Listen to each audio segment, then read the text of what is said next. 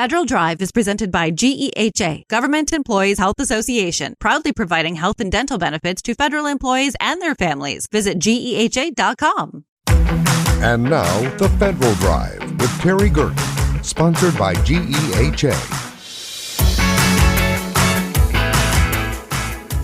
Welcome to the Federal Drive on Federal News Network. It's Friday, April 3rd. I'm your host, Terry Gerton, and I'm glad you're here. Coming up on this hour of the Federal Drive, we're stepping to the edges of government work, where discovery meets real-world responsibility. Rubin Observatory just turned the night sky into a live feed, and the universe is far busier than anyone imagined. Plus, transportation and NOAA are taking on legacy technology with new approaches. Those stories and much more ahead during this hour of the Federal Drive. We begin with this. A patchy federal job landscape is threatening to upend a long-standing cyber talent pipeline. Hundreds of students graduate from the Cyber Corps Scholarship for Service program every year, but recent and soon-to-be graduates say they continue to face major challenges in finding federal job opportunities. Federal News Network's Justin Doubleday joins me with more insight. Justin, thanks for being here. Good to be here, Terry. What are you hearing from Cyber Corps scholars? What are their challenges?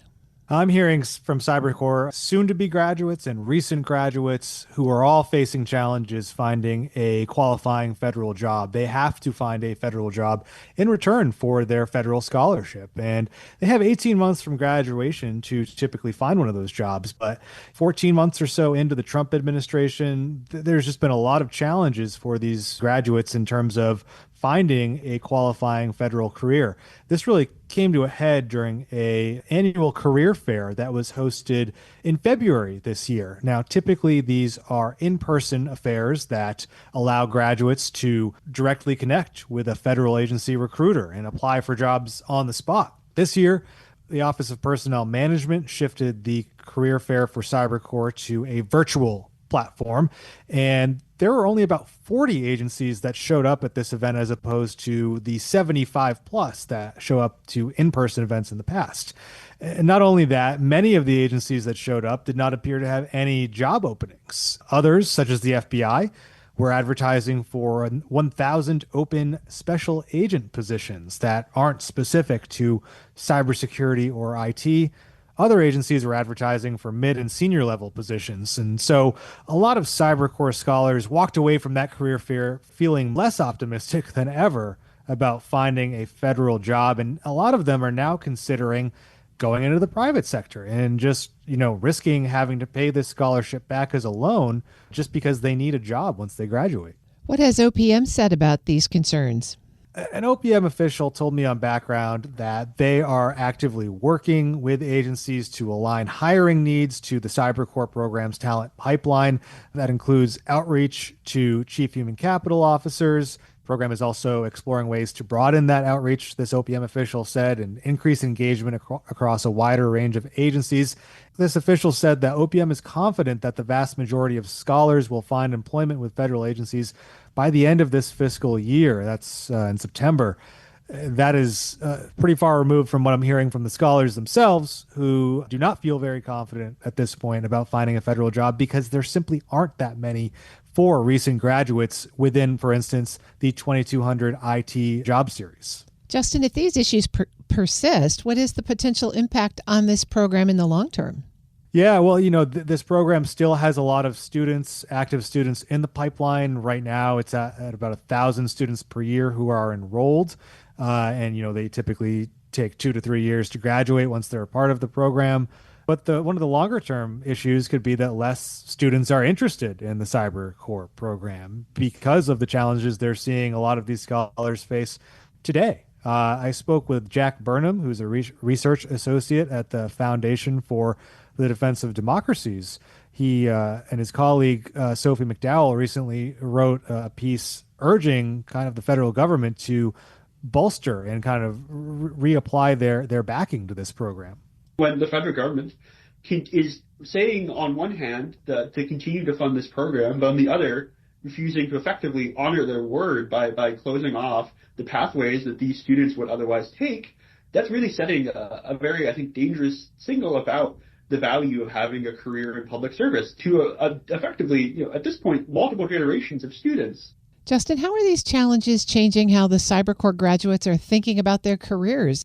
Well, as I mentioned, they are very interested in cyber, but looking to the private sector now. And that is across the board from what I heard from the 4 scholars who I spoke to directly. And they said that a lot of their fellow colleagues are in the same boat. They are looking at private sector jobs. They're looking at federal contracting jobs. Federal contractors do a lot of work in cybersecurity for the federal government. But right now, that would not meet the service requirement for scholars to not have to pay back the CyberCore scholarship. Justin, the Biden administration had published a national cyber workforce strategy.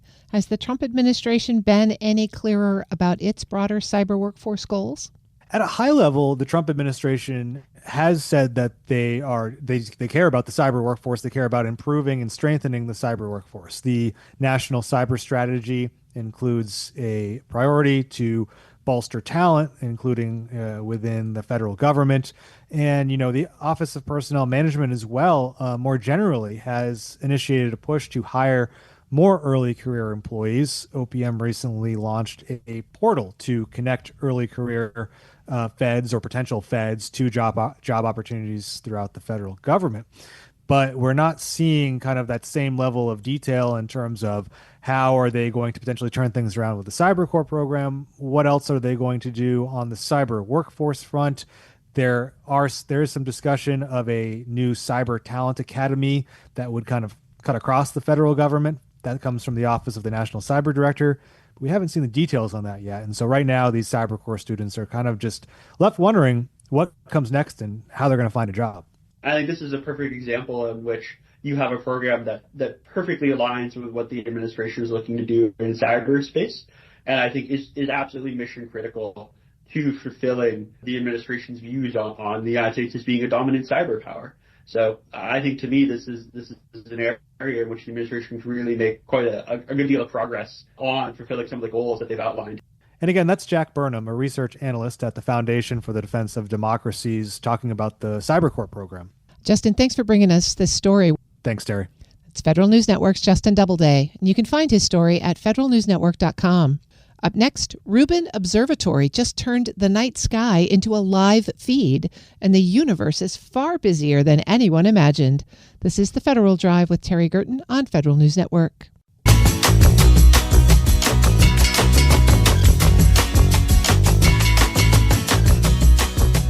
Welcome back to the Federal Drive with Terry Gerton on Federal News Network.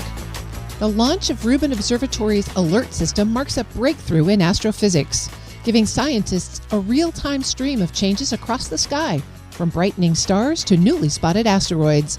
It's one of the final steps before the legacy survey of space and time, which will scan the southern sky every night for a decade with unprecedented precision. Dr. Bob Blum joins us to share why this moment is so scientifically and cosmically exciting. Dr. Blum, thank you so much for joining me today. You're very welcome. It's good to be with you. Before we jump into the news, please tell us a little bit about the Vera C. Rubin Observatory. Where is it? What's it designed to do? What's going on there? Great. So the NSF DOE Vera C. Rubin Observatory is a new federally funded observatory. It's actually a system.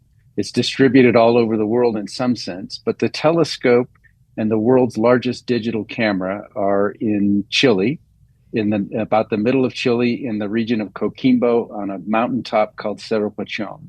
And the observatory is just getting started. We have come out of commissioning and the final part of construction late last year, and we are in what I call an early operations optimization phase. We're getting everything tuned up so that when we get it going, we'll start our survey of the night sky. And our basic goal is to cover the whole night sky that you can see from here in Chile every few nights and do that repeatedly for 10 years. So we'll do two things. As we observe every night and we hit parts of the sky that we've observed before, we'll look at that part of the sky and we'll take a new image, and we'll be able to compare that image to the image, the template that we've built up before, and we'll be able to identify things that have changed. Either they've gotten brighter or fainter, or maybe some things like solar system objects, asteroids, have moved. and we'll report those changes in almost real time. Within a few minutes of taking that image, we'll report these changes to the scientific community. And they can run off right away within minutes if they have access to another telescope and do detailed follow-up of those interesting objects. And there's a way that we do it. We're providing about 10 million such changes every night that astronomers can hook into a system and decide to which of those specific ones they want to concentrate on. So it's a very massive amount of information coming at them, but there are tools that they can funnel it down to the very few things that any particular group or person is interested in. The other thing that we do by hitting the night sky over 10 years is we continuously add depth to the image of the night sky that we're building up over those 10 years. So eventually we will go very, very deep, which means we go very, very far in time. And in fact, we call this survey the Legacy Survey of Space and Time. That those different aspects of it, the kind of real-time aspect and the over time aspect, allow many, many different science cases to be addressed with the same data set. And that data set then is provided to scientists wherever they are. They can access it. They don't have to come to the telescope. They can access it at their convenience over different timescales to do the science that they want to do. That's a fabulous big picture orientation to this really incredible new facility. I want to start with an announcement you all made. You issued 800,000 alerts in a single night as part of your scaling and break-in period. Tell us about those alerts and what each one represents and where that is going. Sure. So one of the first major events in early operations was our announcement of first alerts, and that happened a few weeks ago. And the idea was, again, since we're covering the sky in places that we've observed before, we can take the new images, compare them to the old images, and in real time generate a set of objects that have changed. So that's what the alerts are. They're the objects that have changed in brightness. That first night was the first night we'd been testing things for a long time leading up to it. The first night was the first night that we were going to provide those alerts to the scientific community. So we gave them a heads up. This was coming. They've been waiting for it and planning for it. They have their own idea of which alerts are going to be interesting to them. And then we all got ready and we went on Sky that night and everything worked wonderfully. And we started producing alerts in our so-called alert stream. And that was this 800,000. That was a very big number, but it's going to get even bigger over time. We expect that number to get as high as 7 million alerts per night. We're not there yet. It'll take us a while to build this template image of the sky so that every time we go to a new place, we have something to compare to. What's in those alerts? We saw solar system objects that may be changing in brightness. We saw new supernovae that were going off, as we observed in that night, or continuing to rise in brightness because they had exploded a few nights before. We saw variable stars. In fact, the very first alert that anyone saw in the public science community that came out, it just happened to be the one that was analyzed first and put out in our stream and then available on a web page for people to look at, was a star that changed in brightness. It went down in brightness. So the prior observation had it at a certain brightness level. And when we observed it that night, it had gotten fainter. So this was a variable star. I should say that we have tremendous help from our community to make all this happen. These alerts, we produce them. We take the images that result in the comparison, which it results in the set of objects at every image, thousands in every image that we take throughout the night. But then we send them out in what we call a stream. It's actually very similar to streaming a movie. It's like Rubin Observatory is Netflix streaming the movie out to the public, in this case, our scientific community. And instead of a TV or a Netflix subscription, there are several groups that have a subscription to our stream. And we call those groups brokers. They broker the stream. So this is a place where community scientists can come in to a web interface and say, I want to see alerts that happen in this part of the sky, or maybe even associated with a known galaxy, or have this certain type of characteristics. They're typical of what a supernovae might look like, or they're in this filter or that filter. Or maybe it's moving objects. I want to see alerts of things that have moved across the sky since the last time we were there. And so the community can connect to these brokers and get the actual alert that they're interested in. And then maybe they're following it over time, or maybe they want to go right there that night. It's a super exciting new supernova and they need to get on it with another big telescope.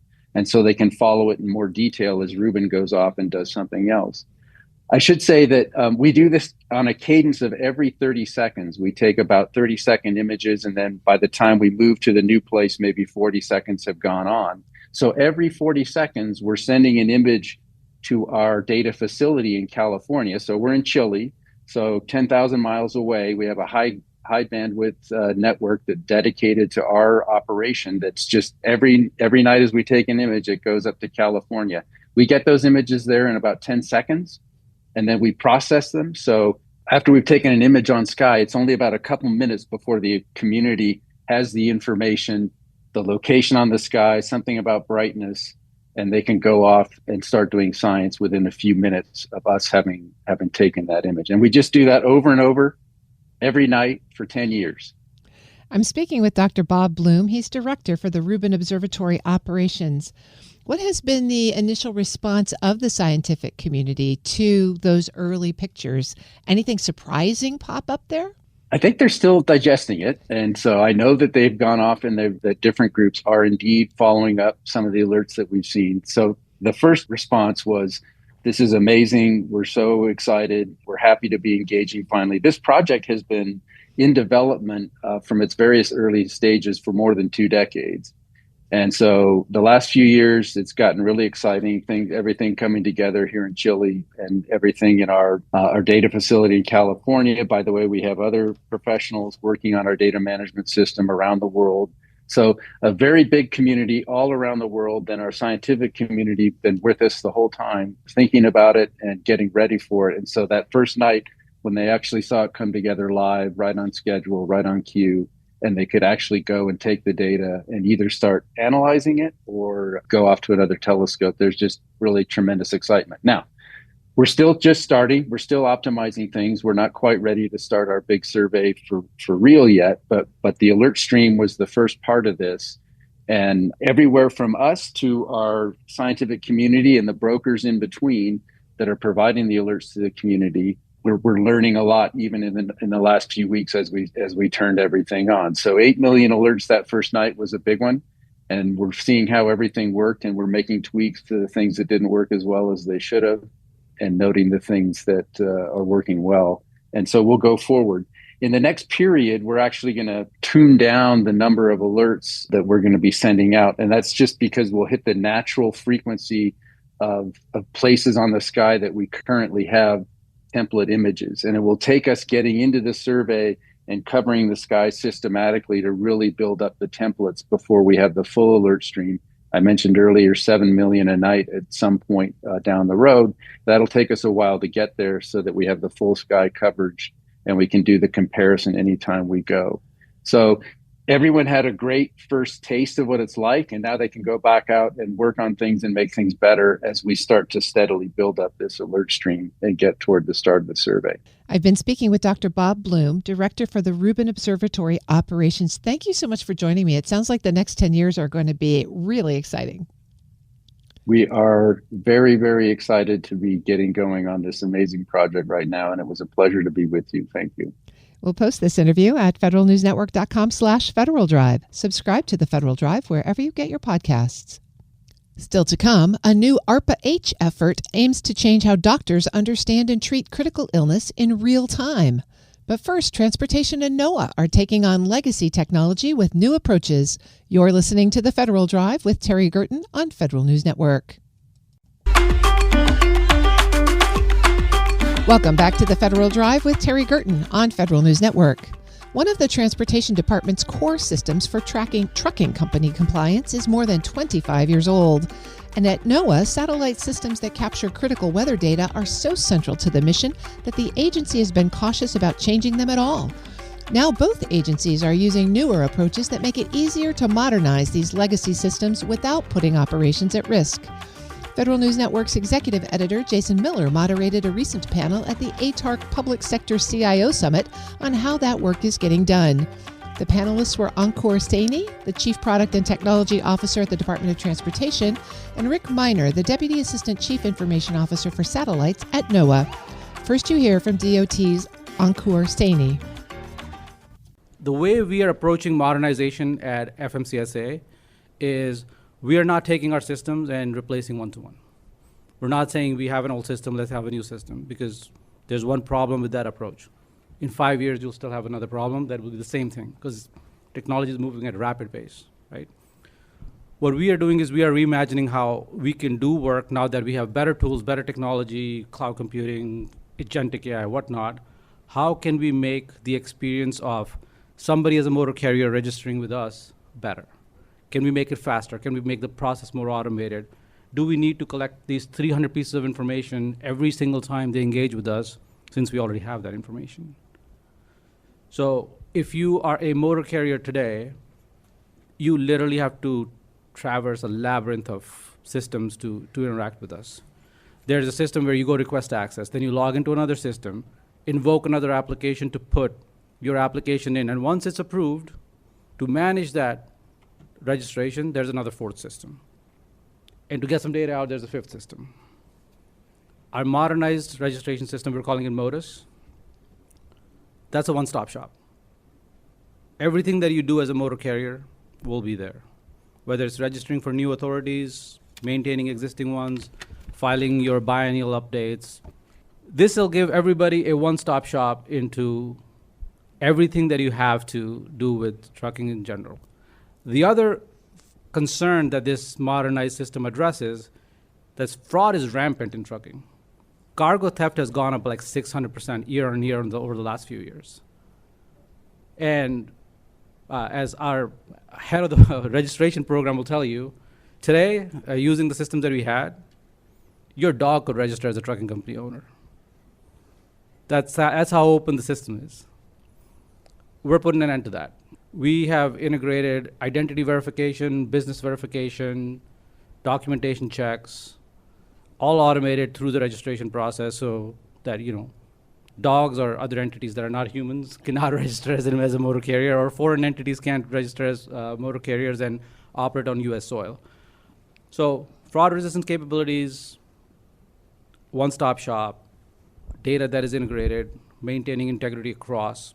Because if you have 4 systems that don't talk to each other, what happens? You could be doing the right thing in 4 different systems, but business rules don't traverse system boundaries.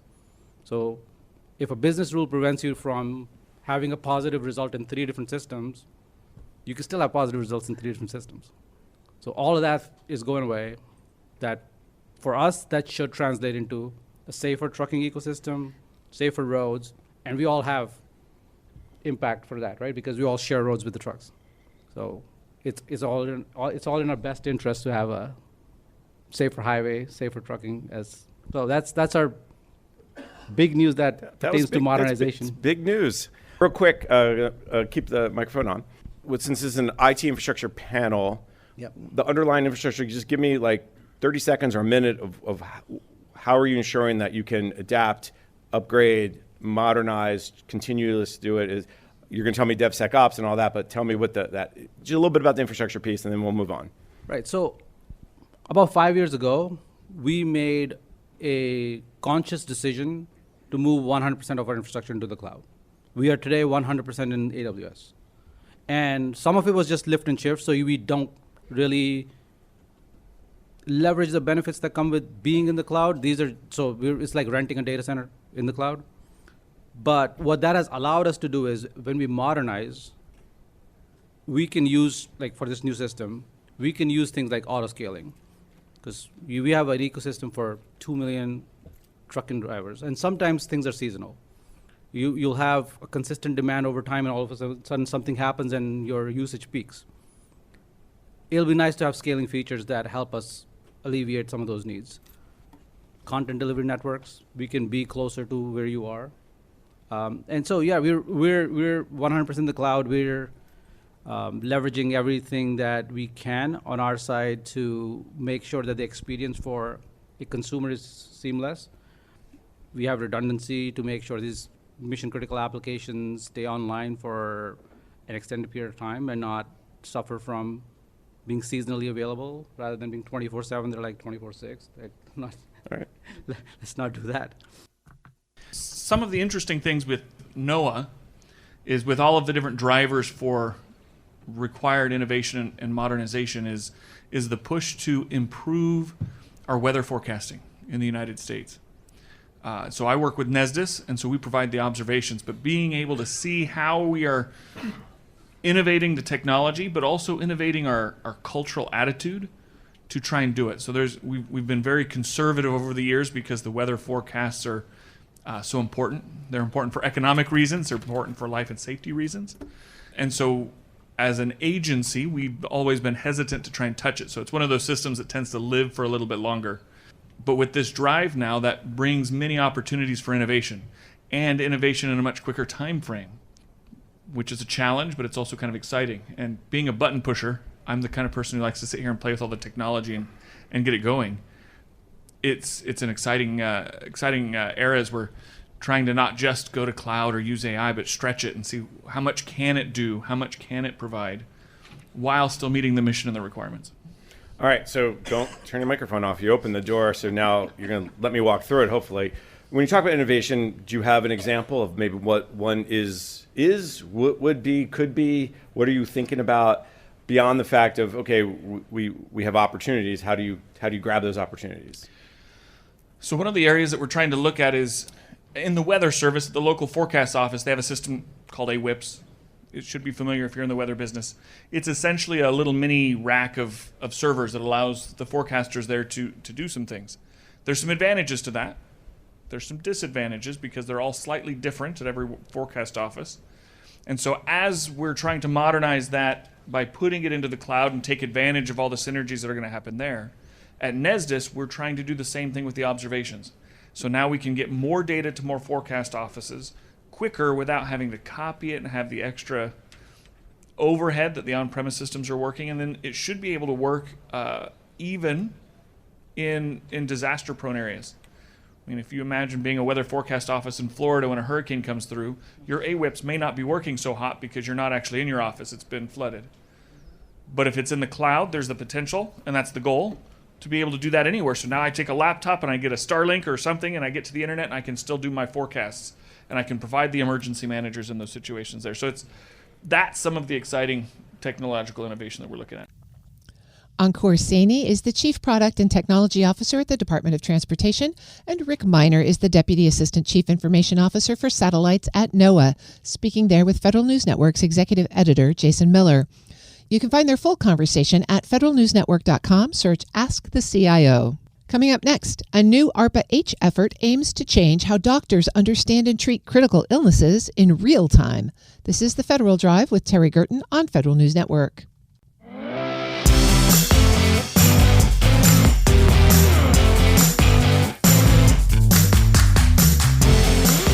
Welcome back to the Federal Drive with Terry Gerton on Federal News Network. When patients become critically ill, their bodies often fall into a dangerous immune response loop that today's ICU tools can't fully see or stop. The CIRCLE program aims to give doctors a clearer roadmap by combining new sensors, faster lab insights, and digital models that predict how a patient will respond. Joining me to discuss this long-term promise for ICU care is Dr. Yoram Vodovots, Program Manager for CIRCLE at ARPA H. Dr. Vodovots, thank you so much for joining me today. Thanks so much, Terry. I appreciate you having me on your show. All right. Well, ARPA H has issued a new solicitation for the CIRCLE program. Before I invite you to tell me what CIRCLE is, I want to first talk about the medical conditions that it's trying to address. What is happening in ICUs? So what is happening is we call it critical illness, and a lot of people don't really understand that term because it doesn't seem to convey a lot of meaning. To make it maybe perhaps a little easier for the audience, think of sepsis, which is the one very core reason that patients end up in critical illness and in ICUs. So there you have an infection. The infection kind of gets out of control. The immune system revs up and drives damage to organs.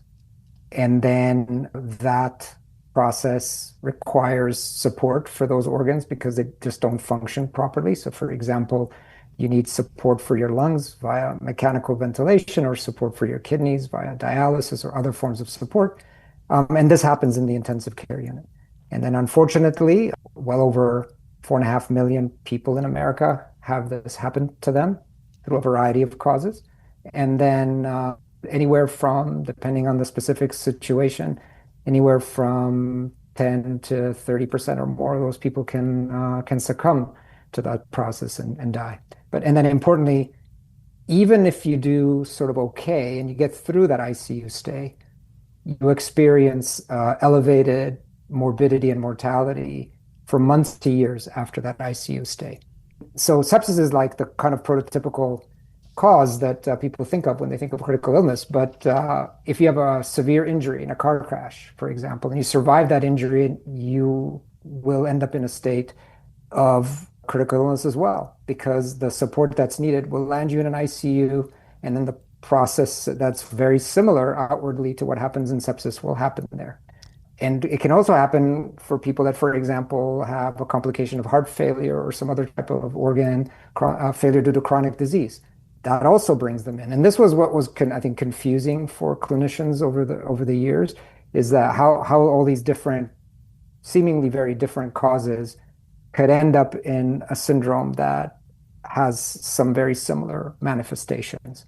And that, I think, was the big kind of aha moment quite some years back, that really this is not just about organs that fail. It's about why is it that these organs are failing? What is the process that's driving that? And that's what we're trying to address in Circle. So explain to us then how Circle would drive a different approach to treatment or therapy and recovery. So let's take a kind of a step back as to how that pathology sort of evolves, and it evolves very rapidly. You have that entry point. So you have an infection, or you have a severe injury, or you have some rapid complication of a severe complication of an underlying chronic disease. You have this very strong inflammatory and immune response that drives organ dysfunction. And most people viewed that as a kind of linear process. One leads to the other, which leads to the other. But what we started to understand about 25 years ago is that it's really a feed-forward process. You can think of it as inflammation to organ dysfunction to more inflammation. And this revs up very rapidly, very non-linearly, which kind of practically means that by the time physicians are getting a signal for an organ that is heading towards failure, and they begin to treat that organ, or a second or a third or a fourth organ is already on the way to failure, which means that inevitably they are late to that situation. And they're aware of it. This is not something that they kind of don't understand. They just don't have a means of being able to predict that well enough in advance and to treat it well enough in advance. So the ICU was a huge step forward for medicine when it sort of came about in the roughly 1960s, because it brought together all of the necessary pieces to care for someone intensively, as the name says, in one place. And of course, it was a huge improvement over what there was before. And so then it was a tremendous advance. But then really it was left up to iterative kind of evolutionary improvement that has sort of plateaued out. And the clinicians are trying to just get earlier and earlier indications that organs are failing and then try to treat those failing organs. But what I just described to you as the underlying process means that just simply knowing when an organ is going to fail and then trying to rush to treat it is insufficient, because you never address the mechanism that leads it to fail, right? And they have very limited tools for doing that. They're aware that the runaway inflammatory response is involved, but they have very, very few tools, and they have very few appropriate diagnostics. And what we're trying to do in Circle is kind of break that logjam, sort of cut through that problem. And the way we are thinking of doing that is to substitute what is now a vicious cycle of this kind of inflammation to organ dysfunction to more inflammation with what I'd like to call a virtuous cycle of measurement, modeling, and modulation. And what that means is think if you could have a virtual version of the patient. And this is a virtual computational model, but it's essentially a virtual patient. It's not just a bunch of data that you sort of try to use machine learning on. It is an actual virtual patient. It's an abstraction of a real patient. But imagine that you have, whether it's through equations or computer programming, you have the relevant immune biology, the relevant organ physiology that plays a role in critical illness. So now then you feed that with data that are appropriate for the scale and scope of that digital twin, as we'd called it. And now these data are being fed in regularly, and this model is updating, and it's making rapid predictions about the state of the patient. So you think, well, that's great, that's a diagnostic, it's wonderful. But really, it's more than a diagnostic, because it's also predicting for you, the clinician, therapy options. It says, based on what I'm seeing and the evolving trajectory of this patient, you may want to consider option 1, 2, or 3, or even a combination of those options for therapy.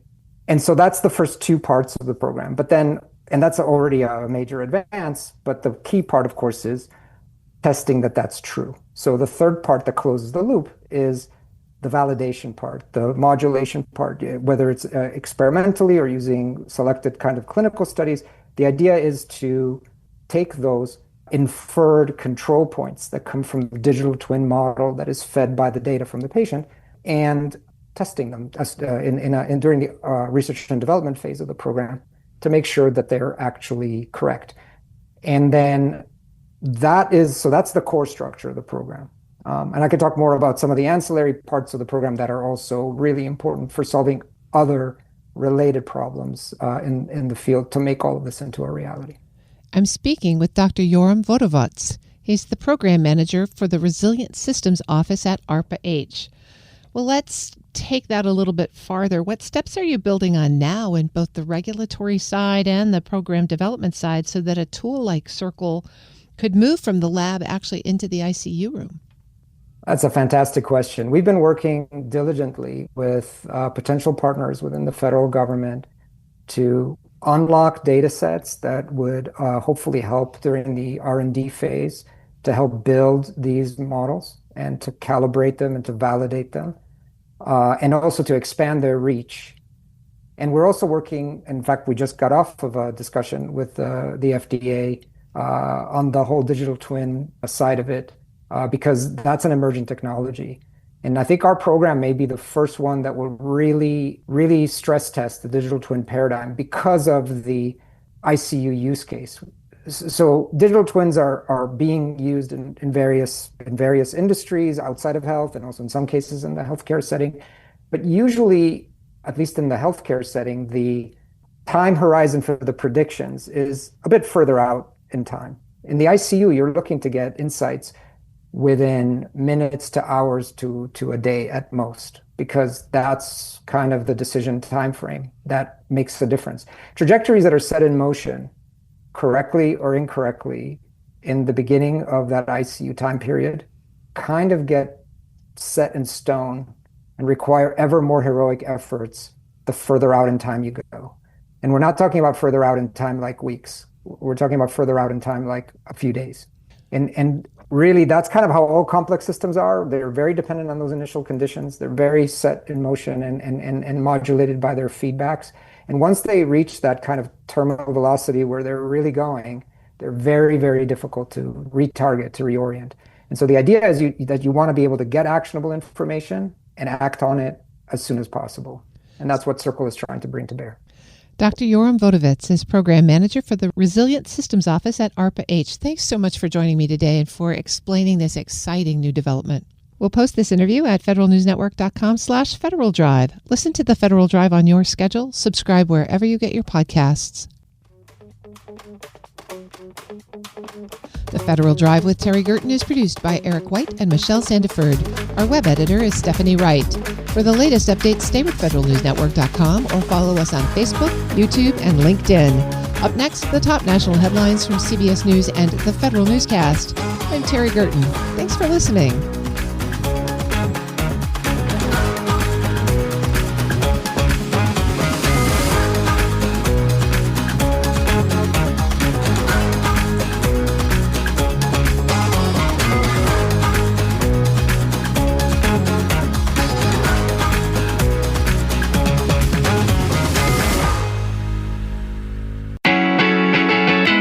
And now, The Federal Drive with Terry Gerton, sponsored by GEHA.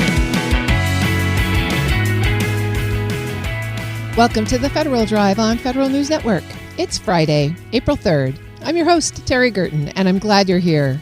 Coming up on this hour of the Federal Drive, we're stepping to the edges of government work, where discovery meets real-world responsibility. Rubin Observatory just turned the night sky into a live feed, and the universe is far busier than anyone imagined. Plus, transportation and NOAA are taking on legacy technology with new approaches. Those stories and much more ahead during this hour of the Federal Drive. We begin with this. The Trump administration is opening up more opportunities to expand hiring across the government. In less than a week, the Office of Personnel Management has set up an early career talent network and also launched a recruitment effort for project managers. The initiatives come after sweeping reductions to the federal workforce over the last year. Here with the latest is Federal News Network's Drew Friedman. Drew, thanks for joining me. Nice to be with you, Terry. Let's talk about that early career network first. What is OPM hoping to achieve there? What they're trying to do is address a long-time challenge for federal agencies, which is, of course, hiring and retaining younger federal employees.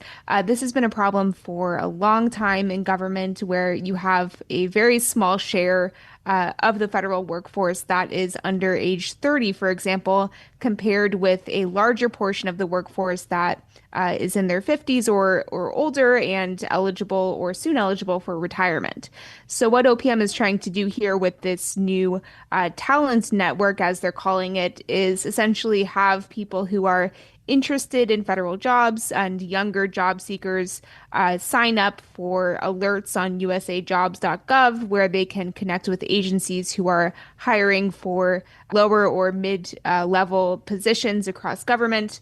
And they're looking for particularly to hire in what they're calling critical mission roles like HR, finance, technology, project management, and contracting. So really a broad range here of skills that they're seeking to hire for, and with that focus again on early career talent. Well, you mentioned that the federal workforce has always skewed a bit older. What has happened to that younger segment over the last 14 months? Well, if you consider within the broader workforce reductions that have occurred, a lot of them did disproportionately affect younger and less experienced federal employees. That's because, for instance, the probationary terminations that happened last February and March, those were not always, but often people who were newly hired into government, meaning that a lot of them may have been less experienced. There was also the cancellation of the Presidential Management Fellows Program, which took out some younger employees, and just the reductions more broadly. If you look at the data from OPM, the share of federal employees under age 30 declined from about 9% in 2024 to 8% in 2025. If you compare that to the private sector, for example, they're at about 22% of employees who are just across the U.S. who are under age 30. So that's a much smaller portion that we see in federal government. But now OPM is also wanting to help agencies hire project managers. Tell us more about that effort. They have a new job announcement up that essentially is going to be a cross-agency hiring initiative. And what that means is that OPM itself has this job announcement where people can apply for project manager positions. And then once they have all those applications in, OPM is going to do all the assessments to see if the skills of the applicants match what the government's looking for, create what's called a shared certificate, and then have agencies, if they choose to, hire off of this list of candidates that have already been assessed and vetted and deemed qualified for project manager positions.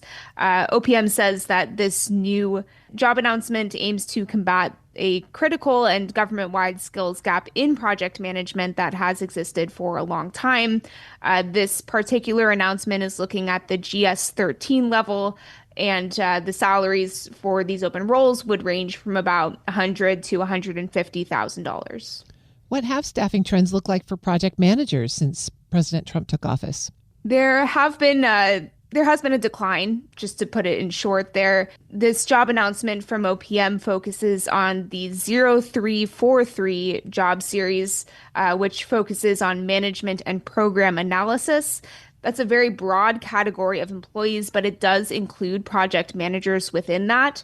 And if you look generally at that job series in OPM's workforce data, you'll see that about or more than 20,000 employees have separated or left their jobs since January 2025 when President Trump took office.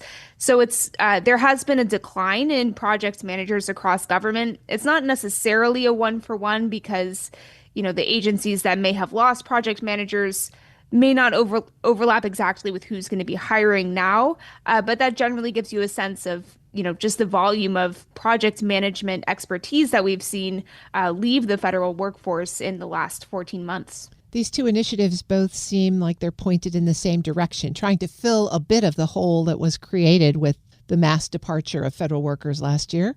What comes next for federal hiring? It seems like this is going to be part of the trend going forward. We had these two announcements this week from OPM. That's on top of the Tech Force hiring initiative. They've also mentioned that they're planning to soon have another projects manager job announcement at the GS9 level. So I think we're going to start seeing this pop up more and more where they're looking to fill what have been for a long time mission critical skills gaps in things like, as I mentioned, HR, finance, technology, project management. But at the same time, again, as I mentioned, those concerns or questions about what's really going to drive people to these jobs and to these job announcements, if you've had so many leave over the last 14 months. Again, OPM has said that's not really going to be an issue with the way that they see it, but I think it's going to be a matter of just seeing how many applications they get, how much interest is truly generated in these jobs. That's Federal News Network's Drew Friedman. Drew, thanks for joining me. We'll certainly see how this all plays out. Absolutely. Thank you, Terry. You can find her story at federalnewsnetwork.com. Up next, Rubin Observatory just turned the night sky into a live feed, and the universe is far busier than anyone imagined. This is the Federal Drive with Terry Gerton on Federal News Network.